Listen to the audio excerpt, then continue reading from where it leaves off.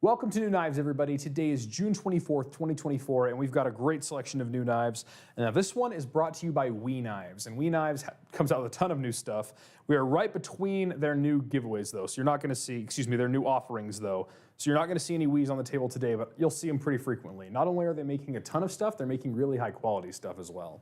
So make sure to check out We Knives. And for those of you who are in the live giveaway, we are giving away this We Nefarious after this in the live stream. And if you're watching this later, make sure you join us on those Monday live streams because every single week we are giving away a knife in there. But without further ado, let's talk about some new stuff, starting with this Spyderco Manix 2 XL, and this is in the Cru-Carta variant. So we have a natural micarta handle, and I don't want to touch it too much because you can see it is crisp and clean right now. And the reason that this is there, you get that crew wear, and people call MagnaCut stainless crew wear. So this is going to have great edge retention and great toughness, but it's going to patina with time, as is this micarta. So it's a knife that's going to age with you, but it has all the hallmarks of a modern high-quality knife, and I love to see it. We've seen the Paramilitary 2, the Para 3, and the Manix 2 regular, and now we have this one. This one's going for $224.25. Very exciting. I do like the Manix 2 XL. Also new from Spyderco, we have our first landing of the Bodacious. Now the Bodacious is somewhat similar to the Shaman. In fact, today I carried my Shaman just so that we could compare the two. As you see, they have a lot of the same design features, but there's a few things different. First of all, the handle scales are flat as opposed to contoured. And they still have the nested liner, so it's going to be a thinner handle, but it's going to be just as strong. It's going to be a much easier thing to slip in and out of the pocket.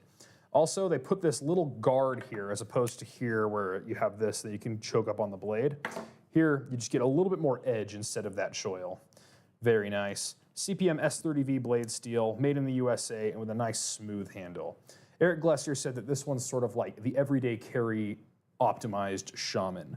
I personally don't mind carrying the Shaman every single day because I work at a knife store, and it doesn't matter if I have a big chonky knife in my pocket because it's a knife place. But if you work somewhere or spend a lot of time places where big knives aren't necessarily as smiled upon, you can get the Bodacious, and it'll give you a lot of the same experience as the Shaman, just in a little bit more muted of a package. Spyderco did a good job with that one. Those are going for $279 at bladehq.com. Next up, we have the brand new limited edition Buck Akouna. So this is one of their heritage series where they bring back an old school knife.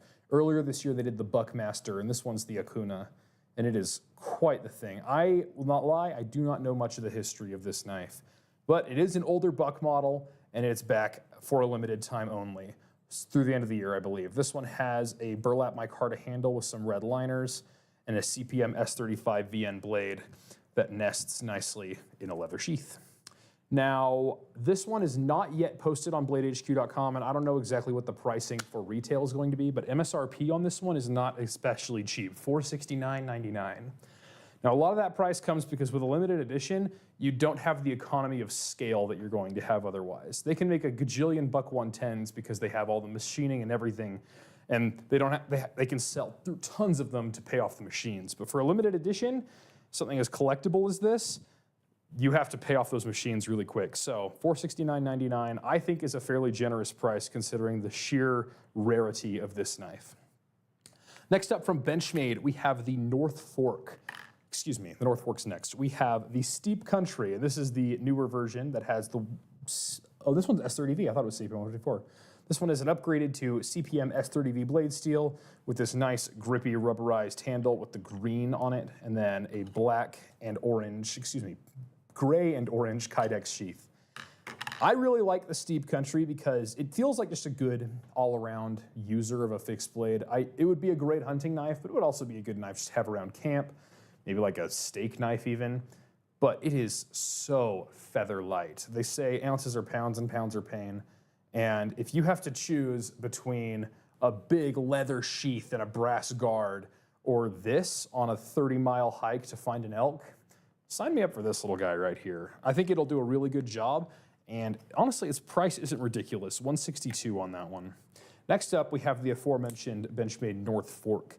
Now, you may have seen the North Fork before, and it was sort of iconic for its recurve blade, but here they have the North Fork with a true drop point. And what that gives you is a much easier time sharpening, especially in the field. But then you have an axis lock, those orange G10 accents, and just a nice compact size. Once again, this thing would be a great hunting knife, but to me, this looks like a classy everyday carry knife. You'll have to let me know what you feel about that.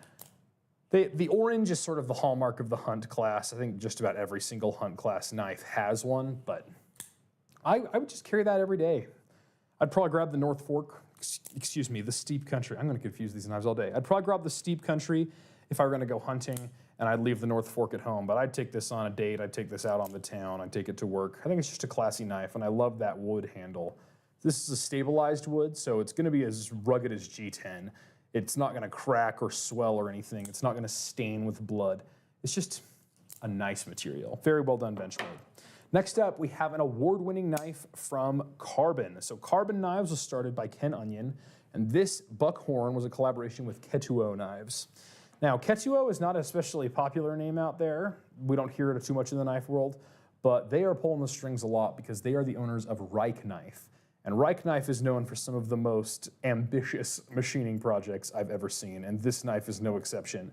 If you look at this, we have these beautiful contours with these unidirectional lines and then this knurling on the side.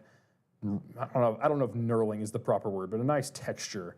And that's something I love about Ken Onion designs is his texturings. Last year at Blade Show, I met Jake Bush, who is a friend of Ken Onion's, and the CRKT Jake is named after him. And he showed me the original Jake Custom. And Ken Onion not only textured the outside, but also like this texture you see here was on the inside of the liners. Just doing a backflip to show what a custom knife maker is capable of. Very cool indeed. These ones are going for $270, getting you I believe an M390 blade, it's not marked, and this titanium handle. And my favorite thing about this is the thumb stud.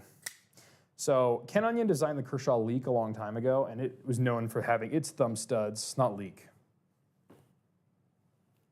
Blur, Kershaw Blur, there we go. The Kershaw Blur had these slanted thumb studs that were just perfect, especially if you like to fidget with your knives. It's not gonna dig into your fingernail like a point would. It has a nice ramp for you to put your thumb on. You just push it, launches open. Very well done. I love that Ken Onion took that classic thumb stud that he cooked up himself and put it on the Buckhorn. Really cool knife from this one. Won Best Collaboration of the Year at Blade Show just a couple weeks ago.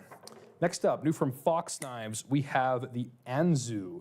Now this one is designed by Les George, and I love Les George designs.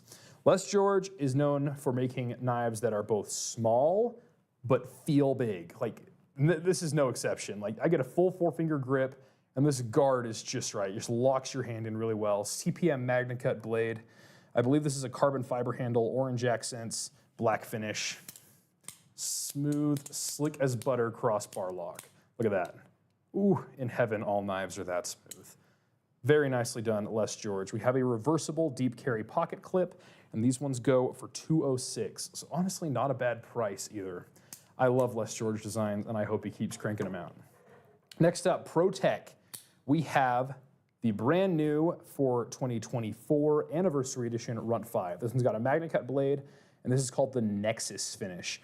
And if you've ever bought a ProTech, you'll notice this is the same texture you'll find on the boxes. And the other cool thing is instead of having a knurled texture back here, we have these V's. There are 5 of them, which gives you 25 years of ProTech.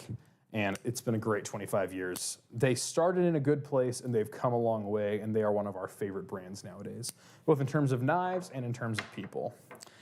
And then lastly on the table, we have the MKM LOV, L-O-V, all capitalized. And this one is a bit of a different knife. I picked it up, and I'm like, is this like a button lock or something? No, this is a lock back.